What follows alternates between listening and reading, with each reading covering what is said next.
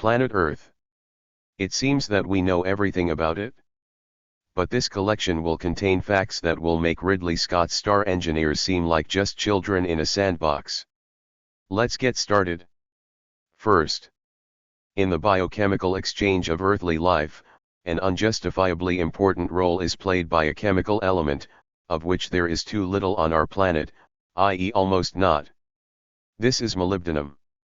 The most likely explanation for this phenomenon is that life originally originated in another world, on another planet, where there was much more molybdenum than on Earth and where its role, unreasonably important in the conditions of our planet, was more justified. In addition to this, the American scientist Schroeder, as a result of many years of research, discovered a number of chemical elements, which are also extremely scarce on Earth, but even a relatively large increase in the dose of which in the soil not only does not harm plants, as is usually the case, but even extends their lifespan. These elements include nickel, manganese, chromium, vanadium, molybdenum. It should also be added here that the human body contains a wide variety of chemical substances, representing almost the entire periodic table, but only 14 of them were recognized as vital, among which are the above-mentioned nickel, manganese, chromium, vanadium, molybdenum, as well as cobalt, selenium, and fluorine. Such a discrepancy in the chemical composition of our planet with a completely different percentage distribution and the set of elements necessary for the existence of the life forms present on it seems inexplicable. But if we accept the hypothesis of the extraterrestrial origin of all earthly life, then everything will fall into place. Second, some terrestrial plants consume maximum energy from the sun in a different part of the spectrum than this star emits. They behave as if they had gone through an evolutionary path of development on the planets of another star, the maximum radiation of which is shifted towards higher frequencies, which corresponds, for example, to Sirius.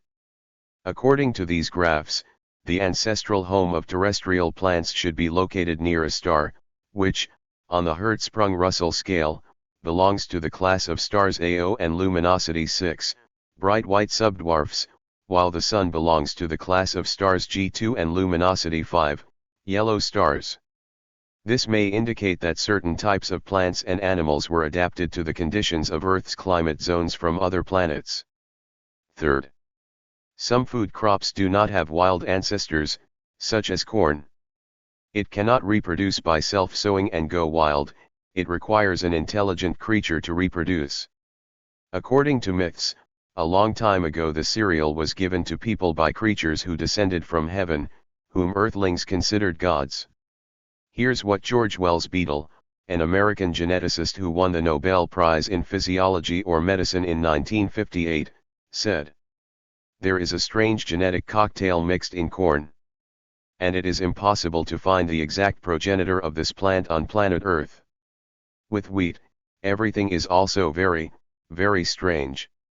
Russian scientist Nikolai Vavilov, as a result of a global study of various types of wheat, established as many as 3 independent places of origin of this crop. Syria and Palestine turned out to be the birthplace of wild wheat and einkorn wheat. Abyssinia, or Ethiopia, is the birthplace of durum wheat, and the foothills of the Himalayas are the center of origin of soft wheat varieties. As Vavilov wrote in his work a few remarks on the problem of the origin of wheat.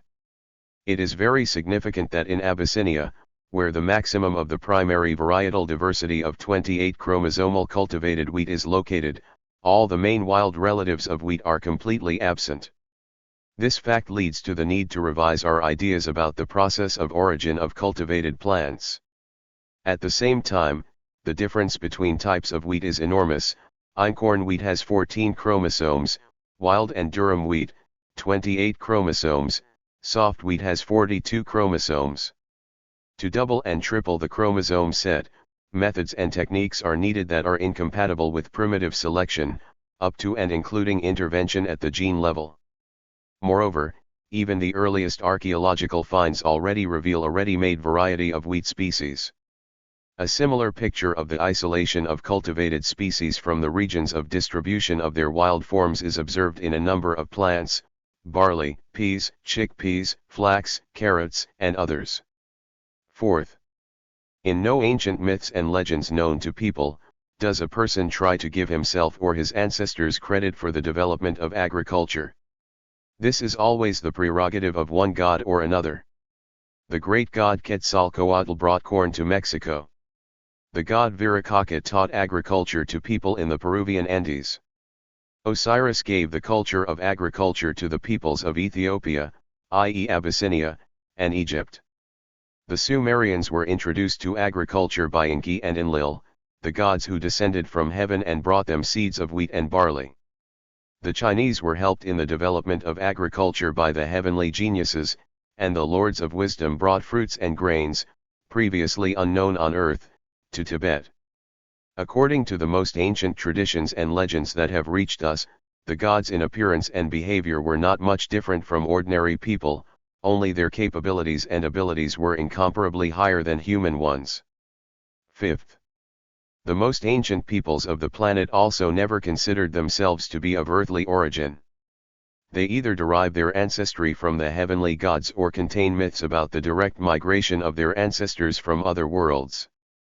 This idea from earlier and ancient sources even migrated to the biblical myth about the expulsion of the first people from the heavenly paradise and their installation on earth, where by that time life in the form of animals and plants had already been sown.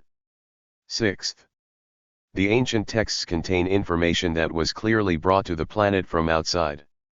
Clay tablets found in the temple libraries of Nippur Sippura indicate that even 5,000 years ago in Sumer it was known that the Arch of the Stars takes 25,920 years to complete its revolution. This is the so-called period of precession of the Earth's axis. On the other side of the globe, the same figure appears in the astronomical texts of the ancient Mayans. Where could ancient peoples have obtained accurate information about the period of precession? After all, the entire history of today's humanity is less than half the age of this cycle. And the ancient Mayans not only knew the very concept of a true year, but also its exact duration. They considered it equal to 365.242199, 365.242199 days. According to the Gregorian calendar, which we use today, the length of the true year is 365.2425 days. And only in recent decades, with the help of the most precise astronomical instruments, its actual duration was established, 365.242198 days. Such ultra-precision is simply impossible with the progressive development of civilizations on the planet. Modern science also has no answer to the question of how the priests of ancient Egypt had an accurate idea of the planet's magnetic poles. At the other end of the planet, ancient Indian sources determined the age of the Earth at 4.32 billion years, which is close to modern data, and the cuneiform tables of Mesopotamia, compiled more than 3,000 years ago, claim that the radius of the globe is 6,310.5 kilometers. Already in our time it was calculated that it is equal to 6,371.03 kilometers. Scientists of the 20th century explain this slight difference by the expansion of the Earth. Ancient Sanskrit texts Surya Siddha and Tat and Brihad Sat aka divide the day into 60 parts Kala. Kala was equal to our 24 minutes and, in turn, was divided into 60 Vakala. Further sexagesimal division of time periods into Para, Tatpara, Vidatpara and Yuma ended with the unit Kashta, which was equal to 1/300 millionth of a second. Why does a backward people need such a unit of time that can only be used in atomic physics? 7th. In ancient times, each civilization had its own calendar system, which originated from some real events, flood, earthquake, and of migration of people. In the ancient history of mankind there is indeed an amazing coincidence of the starting points of various chronology. 1. The ancient Egyptian calendar cycle Suthis period lasted 1,460 years. One of these cycles ended in 1322 BC. If you count back 7 cycles from this year, you get 11,542 BC. 2. The ancient Assyrian calendar consisted of lunar cycles of 1,805 years. The end of one of these cycles occurred in 712 BC. If you put it back 6 cycles, you get 11,542 BC again. 3. The ancient Indian lunisolar cycle consisted of 2,850 years. The Iron Age, Kali Yuga, in which we now live, began in 3102 BC. Counting back 3 cycles from this date, we get 11,652 BC. 4. The ancient Mayans in Central America began the calendar era in 3373 BC, and the calendar cycle is 2,760 years. Stepping back 3 cycles again, we arrive at 11,653 BC. Such a coincidence of the dates of the calendars of different peoples separated by oceans and deserts cannot be explained by chance. Obviously, the starting point for all 4 calendars was one global event.